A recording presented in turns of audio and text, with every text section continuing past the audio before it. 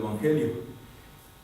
Antes de volver a leer el Evangelio, porque en la liturgia leímos Isaías 43, Salmo 126, Filipenses 3, y hoy el Evangelio es Lucas 20, del verso 9 hasta el versículo 20, es la parábola de los labradores malvados. Pero hoy en verdad quiero felicitar y nuevamente ratificar nuestras oraciones por Paulo y su esposa Carolina y Matías. ¿Te acuerdas de ellos? Matías, ese bebé nació hermoso, hermoso. Oramos por ustedes, hermano Paulo, Carolina, oramos por ustedes. Les extrañamos aquí en esta su iglesia, su casa. Permítanme leer nuevamente el Evangelio. Dice: luego comenzó a contarle a la gente esta parábola. Un hombre plantó una viña y se la arrendó a unos labradores y se ausentó por mucho tiempo. A su debido tiempo envió a uno de sus siervos para que los labradores le entregaran la parte de lo que la viña había producido. Pero los labradores lo golpearon y lo mataron. Y lo mandaron, con las manos vacías. Volvió a enviar a otro siervo, pero ellos golpearon y humillaron también a este y lo enviaron con las manos vacías. Envió entonces a un tercer siervo, pero también a este lo hirieron y lo echaron de allí. Entonces el dueño de la viña dijo: ¿qué haré? Voy a enviar a mi hijo amado. Tal vez cuando lo vean le tendrán respeto. Pero cuando los labradores lo vieron, se dijeron unos a otros: este es el heredero, vamos a matarlo para quedarnos con herencia. Así que lo expulsaron de la viña y lo mataron. ¿Qué creen ustedes que el dueño de la viña hará con ellos? Pues irá a matar a esos labradores y dará su viña a otros. Al oír esto, la gente exclamó: Dios nos libre. Pero Jesús los miró fijamente y les dijo: ¿qué significa esta escritura que dice? La piedra que desecharon los constructores ha venido a ser la piedra angular.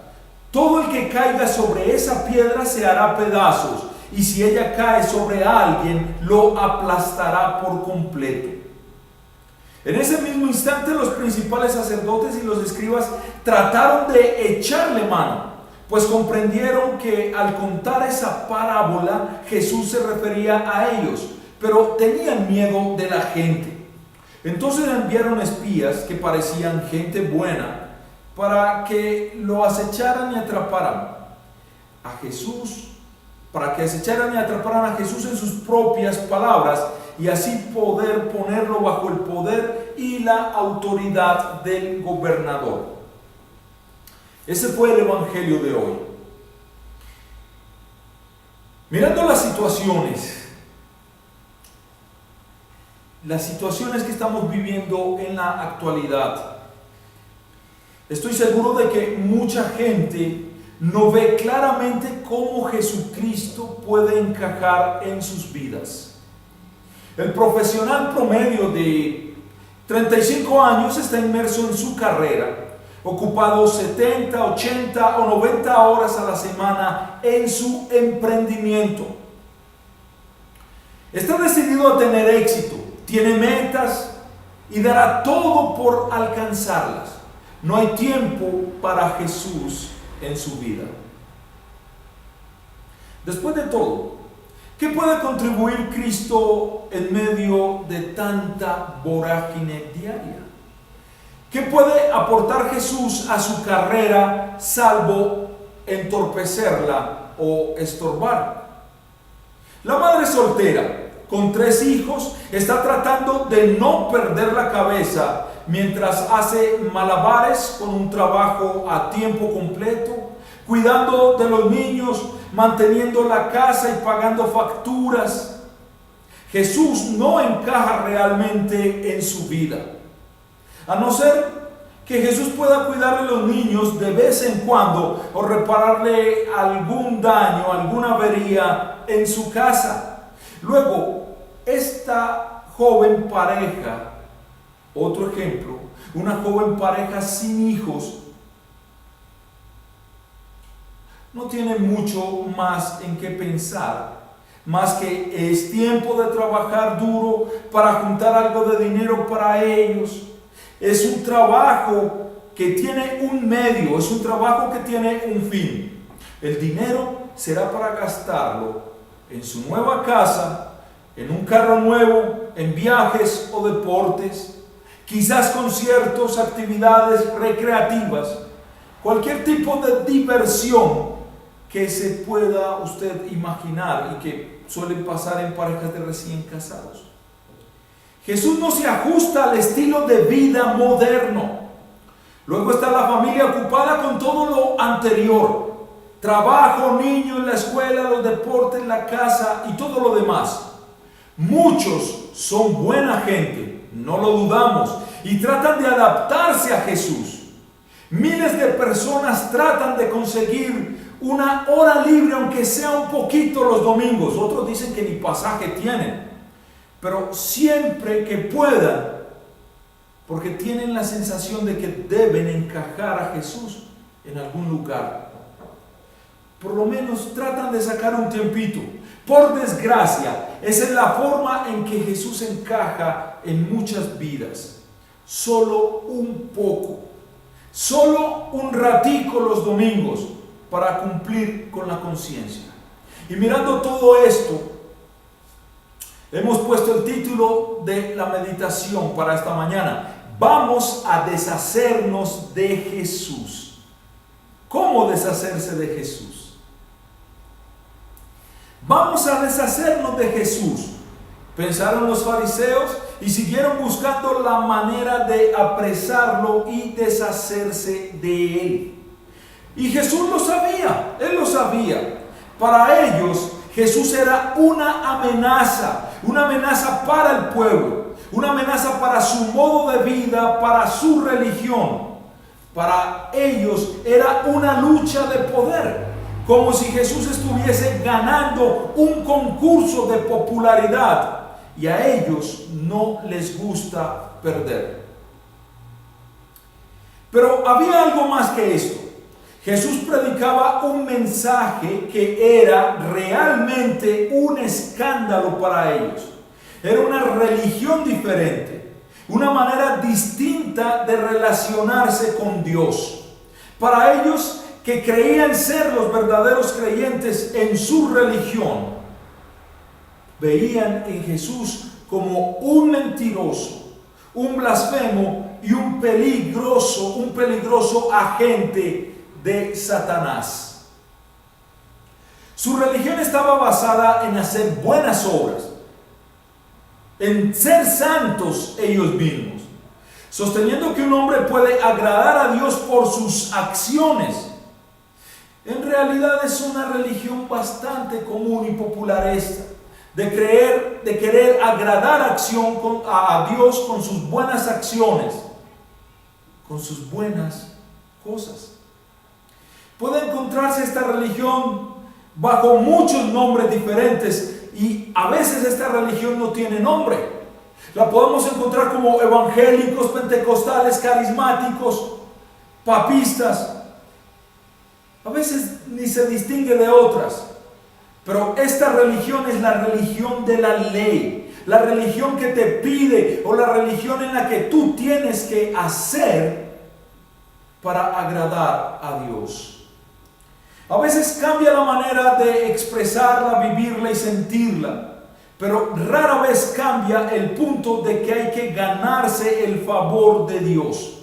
Algunos proponen un camino de la ley rabínica, como lo hacían los fariseos, siguiendo la rajatabla, una infinidad de mandamientos. O tal vez puedes hacerlo por la meditación y un buen karma. Puedes hacerlo quizás salvando el medio ambiente que está hoy en boga, salvando la ecología. Tal vez puedas hacerlo también siendo una persona muy amable, tolerante, sin prejuicios, sin racismo. Tal vez otros lo intentan ser seres más espirituales, pero no religiosos. como hoy en día se expresan algunos. Yo soy espiritual, mi camino es Dios, pero no soy religioso. Otra opción es la de buscar amar a todo el mundo y llevarse bien con todos. En definitiva, lo que buscamos por estos caminos es tener un gran logro moral o espiritual y decirle a Dios: Dios, mira, yo lo puedo hacer por ti, yo lo hago todo por ti. ¿Qué más da? Con esto se logra el propósito de mejorar la relación con Dios, en verdad. Yo le pregunto a usted hoy, ¿con esto usted logra mejorar la relación con Dios? Y la respuesta es no. Es un no definitivo. No. Porque de acuerdo a las Escrituras, para mejorar mi relación con Dios, la ley demanda una total perfección, un total y perfecto cumplimiento. Y no solo una vez, tiene que ser constante el cumplimiento de los mandamientos, tanto en su letra como en su espíritu. Su ley solo nos recuerda que no hay nadie que sea justo, ni siquiera uno. La religión nos propone diferentes maneras de deshacernos de nuestro Creador. Y hablo de la religión de la ley, no de la religión cristiana. La religión de la ley nos propone diferentes maneras de deshacernos de nuestro Creador. Vamos a deshacernos de Jesús. Tratamos de poseer y manejar a nuestra manera lo que no es nuestro. Nuestra vida, nuestras posesiones, nuestro tiempo y todo lo que este mundo tiene para ofrecernos. Sostenemos que todo lo que hay nos pertenece para hacer lo que nos venga en gana, para hacer lo que nos plazca. Al igual que los inquilinos de la viña, abusamos de lo que Dios nos ha dado, incluso su iglesia, para hacer nuestro propósito egoísta o nuestro negocio personal. Y luego, cuando Dios viene a nosotros en busca de una cosecha, lo enviamos con las manos vacías, al igual que hicieron estos labradores malvados. Él envía a sus mensajeros para llamarlos a reconocerlo como nuestro Señor y Dios.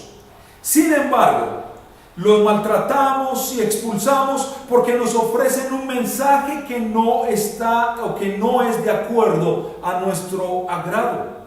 Rechazamos su llamado de gracia mediante la palabra y los sacramentos e ignoramos el pacto que hizo con nosotros en el bautismo, cuando Él plantó la fe en nuestros corazones. ¿Cuántas veces despreciamos el estudio de las Escrituras o la cena del Señor? Él nos da todos sus dones preciosos y nos permite disfrutar de la vida en este viñedo y lo tratamos vergonzosamente. Así somos nosotros los humanos.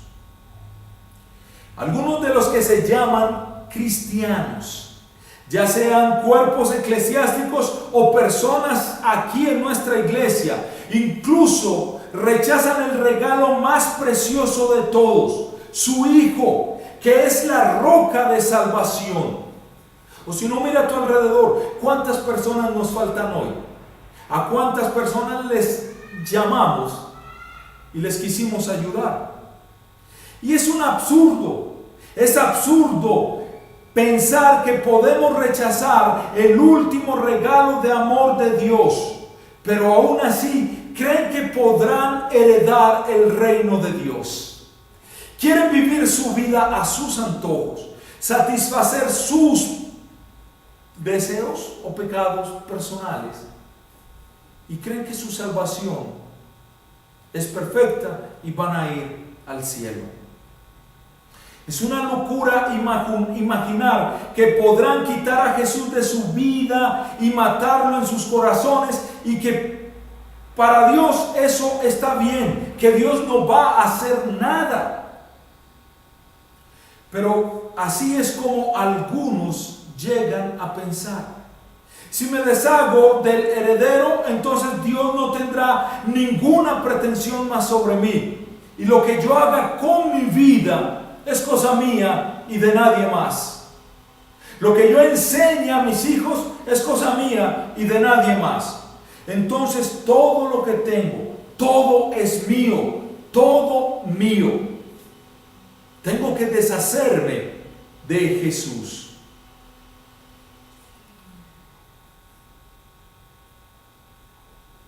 Es triste pensar así.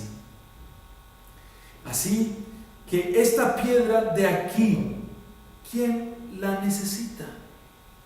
¿Quién necesita este estorbo? Hay otra alternativa. ¿Qué pasa con esta otra religión que Jesús está predicando? Simple. La religión que Jesús predicó es: arrepiéntanse y crean. Arrepiéntete de tus pecados y cree en Jesús para el perdón de esos pecados y para tu salvación. Es así de simple. Muchos se preguntan, ¿es tan simple? Solo creer, no más. Puedo admitir y confesar mis pecados delante de Dios y simplemente pedir perdón y Él me va a conceder ese perdón. Así de sencillo. Sin condiciones. Sin exigirme nada a cambio. Sin pagar un precio. Sin reprimendas y sin castigo. Parece demasiado fácil esa religión de Jesús. Parece tan simple. Y no debería ser más difícil que eso. No debería incluir un pequeño esfuerzo de mi parte. Yo no debería colaborar en la salvación con mi propia santidad, con mi propia buena personalidad.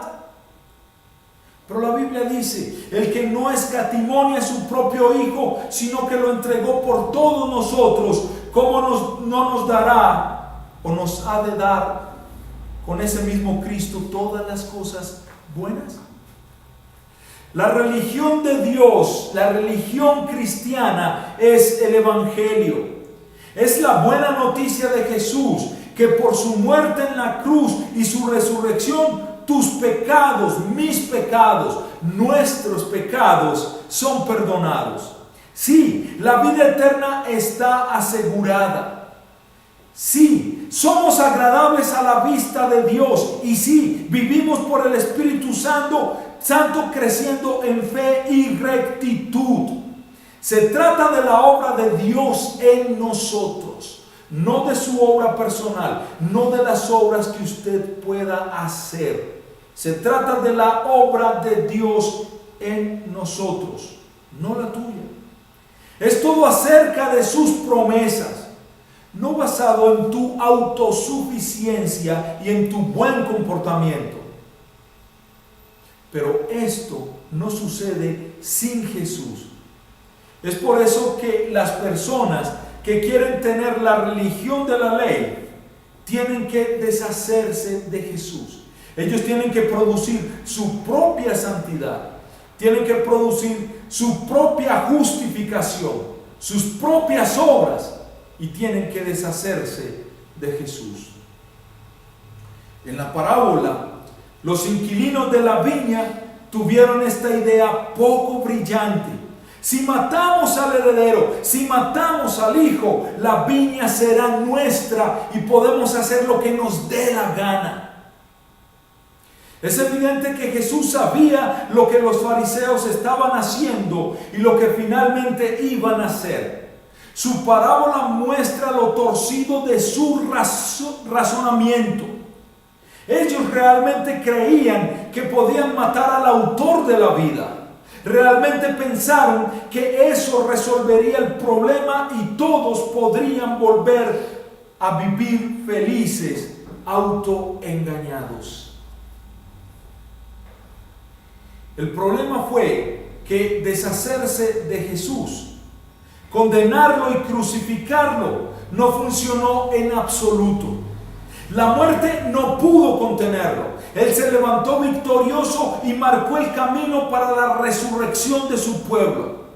La cruz solo cumplió con su plan.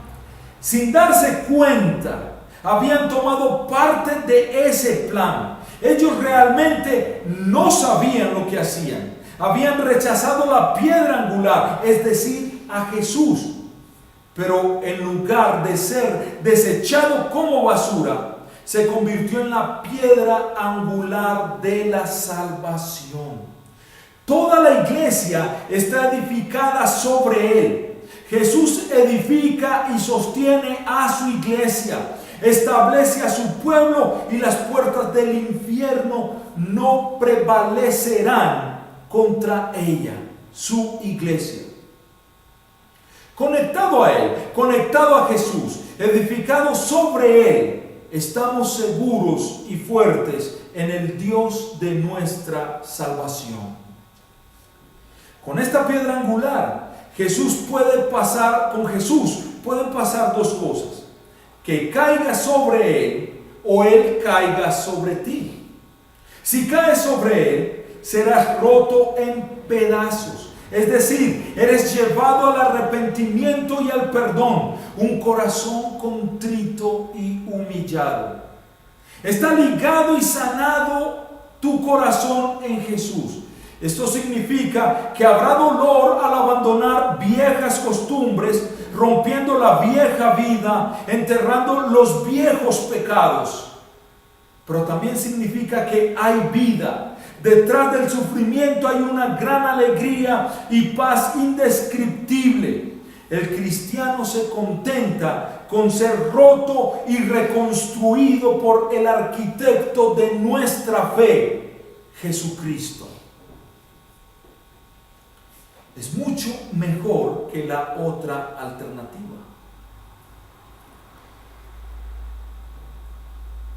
Porque si la piedra cae sobre ti, te desmenuzará. Esto es lo que les esperaba a los inquilinos que mataron al Hijo. Esto es lo que esperaba a los fariseos que mataron a Cristo. Esto es lo que le sucede a todos los que rechazan al que vino como Salvador y que vendrá de nuevo como Rey y como Juez. Él juzgará. Su justicia y su ira se derramarán sobre los malvados. Él separará las ovejas de las cabras, al creyente del incrédulo. Pobre de aquellos que tratan de apoyarse en sus propias buenas obras. Pobre de aquellos que tratan de justificarse con sus excusas tontas. No hay tiempo, no tengo pasajes, no puedo hacerlo. En lugar de la buena y suficiente obra de Cristo, lo que Cristo ganó para ellos, se autojustifican. Debemos basarnos siempre en la obra que Cristo hizo por nosotros. Tú y yo estamos aquí por la fe que Cristo puso en nosotros, por la fe en Jesús. Confiamos en Él para la salvación. Nos arrepentimos de nuestros pecados y nos dirigimos a Él por misericordia, por su misericordia. Y Jesús concede la misericordia, su gracia a nosotros. Nunca nos deshagamos de Jesús. Al rechazarlo, cuando venga en su palabra, cuando Él venga en su sacramento, empujándolo hacia un lado y alejándolo y dejándolo de nuestras ideas o pasiones, estará cayendo la roca sobre nosotros. Seamos diligentes en participar en los sacramentos. Seamos diligentes en escuchar la palabra de Dios, en participar en los medios de gracia. No dejemos que nuestras ideas, nuestras pasiones, nuestros deseos engañosos y lujuriosos nos desvíen de la meta. Al descuidar su palabra o dudando de sus promesas, estamos rechazando a Jesús o lo estamos mandando con las manos vacías, como dice la parábola de hoy. Que nunca confiemos en nuestras propias obras. Que nunca nos confiemos en nuestras autojustificaciones. Nunca confiemos en nuestra propia religión y nuestra propia falsa justicia. Que siempre descansemos en el fundamento de la iglesia, Jesucristo nuestro Señor, porque Él es el único que puede darnos el perdón completo de todos nuestros pecados. Él es el único que puede asegurarnos que la herencia celestial es nuestra para siempre. No hay nada que nos pueda salvar fuera de Cristo. No hay nada que nos pueda salvar fuera de Cristo. Nuestros pecados fueron y son horribles. No solo nuestra deslumbrante transgresión de la ley, de la voluntad de Dios, sino también los pecados más sutiles, como nuestra excesiva preocupación por las cosas de esta vida. Lo que nos deja muy poco espacio para Él. A veces nos absorbe tanto nuestra vida que no hay espacio para Cristo. Solo la muerte del Hijo de Dios cubre y limpia nuestros pecados. Solo el sufrimiento de Cristo puede satisfacer la justicia de Dios y rescatarnos. Solus Christus fue el grito de la Reforma y sigue siendo nuestro grito. El Padre en su amor infinito estaba dispuesto a hacerlo, a renunciar a su propio Hijo por nosotros. Y así lo hizo. El Hijo en su amor infinito estaba dispuesto a sacrificarse por nosotros y así lo hizo. Así que, ¿dónde entra Jesús en su vida? Es muy intelectual. Jesús no es tan intelectual. ¿Dónde entra Jesús en su vida? ¿En un pequeño espacio en la mañana del domingo? ¿Cuando le necesitas con urgencia o de vez en cuando? ¿Cuando tienes miedo y corres a llamar a que oren por ti porque tienes terror? ¿O es Jesucristo la roca fundamental de tu existencia? En Cristo, la roca sólida, estamos firmes. Firmes en que Él es tu perdón. Cristo es tu justicia, que es el lema de la iglesia. Cristo es mi justicia, como decía Martín Lutero. Tu redención, tu vida, Cristo es tu esperanza, Cristo es tu cielo. Él es el mayor tesoro del cristiano. Él es tu santidad. En comparación con otras cosas, estaremos encantados de recibir su palabra, tanto la ley como el evangelio, y lo recibimos con acción de gracias y con gratitud. Y vamos a honrar a sus mensajeros como sus siervos que han sido enviados para bendecirnos y a suscitar la cosecha de la fe y la justicia que Dios espera en su gracia. Y que el Señor Jesucristo nos sostenga firmes en la fe hasta que Él venga. Amén.